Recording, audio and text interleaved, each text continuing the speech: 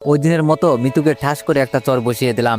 মিতু আজ আর ওই দিনের মতো আমার সাথে মারামারি না করে চিৎকার করে উঠল। ওর এক চিৎকারে পুরো বাড়ি যেন কেঁপে উঠল। আমি ভয় পেয়ে মিতুর মুখটা চেপে ধরলাম। এটা কি করলে মিতু? ভাইয়া আপু এসে দরজায় ঠক ঠক করতে লাগলো। কি হয়েছে ভাই, দরজা খোল। আবির দরজা খুলো। আমি কি করব ভেবে পাচ্ছি না। অবশেষে মিতুর মুখ ছেড়ে দিয়ে দরজা খুলতে গেলাম। দরজা খুলেই মিতুর দিকে তাকাতে দেখলাম এই কয়েক সেকেন্ডে ওর চুলগুলো এলোমেলো করে ফেলেছে, ওড়নাটিও মেঝেতে ফেলে দিয়েছে। ভাইয়া আপু রুমে প্রবেশ করতেই মিতু গিয়ে মাসুদ ভাইয়াকে জড়িয়ে ধরে কান্নার নাটক শুরু করে দিল। মিতু বলল, ভাইয়া আবির আমাকে জোর করে, আমি রাজি হইনি দেখে এই দেখ চোর মেরেছে। মাসুদ ভাই বলল, সি আবির এগুলো কি? আমাকে মারতে গেলে আপু ধরে ফেলে মাসুদ ভাইয়াকে। আপুকে ঝাটকানি মেরে ফেলে দিয়ে আমার কাছে মারতে এসেই হঠাৎ থেমে গিয়ে বলেন, তুমি এখনই বাড়ি থেকে বের হয়ে যাবা, নইলে আমি তোমার গায়ে হাত তুলতে বাধ্য হব।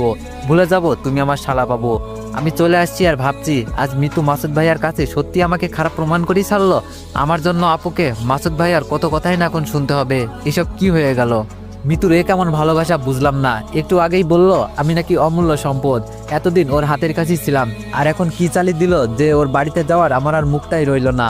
বাসায় আসলাম, কিছুই ভালো লাগছে না। আর 4 দিন ওয়ার্কশপের মানুষদের কাজে আসলে ঘুরিয়ে দিয়ে যাচ্ছি।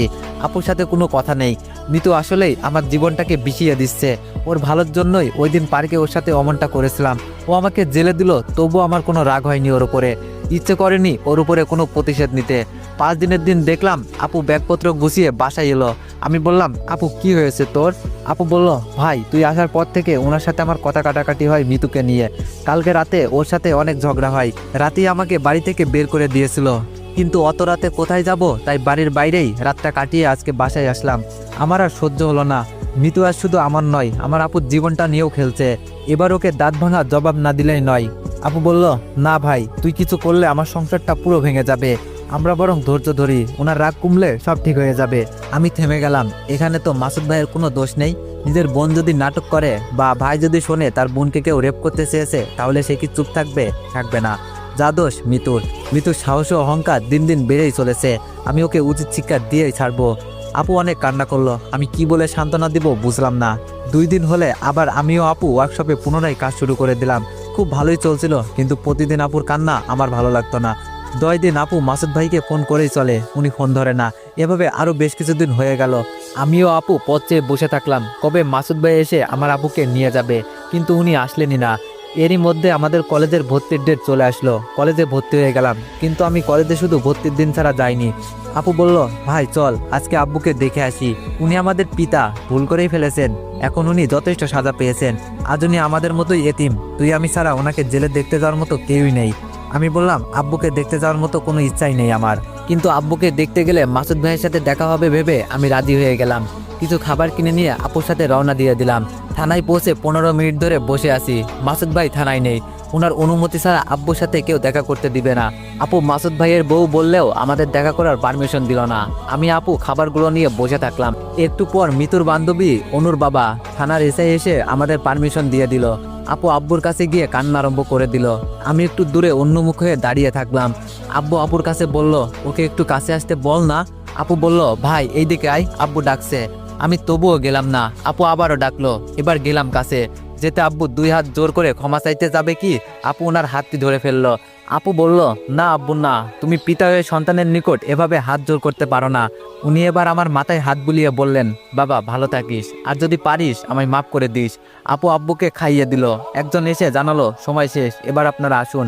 অনুর আব্বু আমাদেরকে বলল উনার আর 1 সপ্তাহ পর জামিন হবে। আমি আর আপু থানা থেকে বের হয়ে আসতেই গাড়ি করে মাসুদ ভাই আসলেন। আপু মাসুদ ভাইকে দেখে দাঁড়িয়ে গেলেন। কথা তো দূরের থাক, ভাই আপুকে দেখেও না দেখার ভান করে চলে গেল। আপু আর আমি বাসায় চলে আসলাম। রাতে ঘুমাতে গিয়ে সত্যিই আমার মনে হচ্ছে আব্বু আজ আসলে আমাদের মতো এতিম। উনি না হয় একটা ভুল করেই ফেলেছেন, আমার উচিত ওনাকে মাফ করে দেওয়া। বলতে বলতে ঘুমিয়ে পড়লাম। 1 সপ্তাহ পর আপু আমাকে না বলেই বাসা থেকে বের হয়ে কোথায় যেন যাচ্ছে।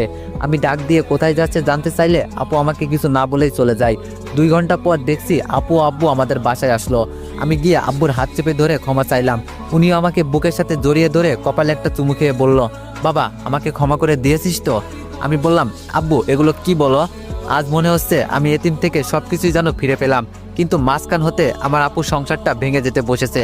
জানি না মাসুদ ভাই আপুকে ওনার বাসায় আবার ঠাঁই দিবে কিনা। আপু বলল, ভাই এখন হতে আমি আর আব্বু ওয়ার্কশপের কাজগুলো দেখব, তুই কলেজে যা, তুই ভর্তি ছাড়া একদিনও কলেজে যাস নাই, কাল থেকে কলেজে যাবি। আমি বললাম আচ্ছা। পরের দিন কলেজে গিয়ে ক্লাসে বসে আছি, একটু পর মিতু ও অনু দুইজনকে একসাথে ক্লাসে ঢুকতে দেখে আমি অবাক হয়ে গেলাম। ভাবছি অনু না হয় আমার সাথে পড়তেই পারে, ও এই কলেজে ভর্তি হয়েছে আমার সাথে পড়তেই পারে, কিন্তু মিতু কেন এই কলেজে এসেছে?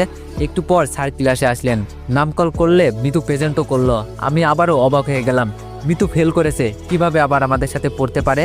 স্যার চলে গেলে অনু আমার কাছে এসে গল্প করতে লাগলো। মিতু তা দেখে সহ্য হলো না, ও বাইরে চলে গেল। সব ক্লাস শেষে অনু গাড়িতে করে আমাকে কিছুটা পথ এগিয়ে দিল। আমি এবার নেমে বাসায় যাচ্ছি আর ভাবছি এবার ভালো হবে। মিতু, তোর ভাই পুলিশ আর অনুর বাবা এসআই, তুই কার কাছে কমপ্লেন করিস তাই দেখবো। অনুর সাথে ভালো বন্ধুত্ব করে ওর বাবা অবধি পৌঁছে তোর নাকে মুখে দড়ি দিয়ে ঘোরাবো।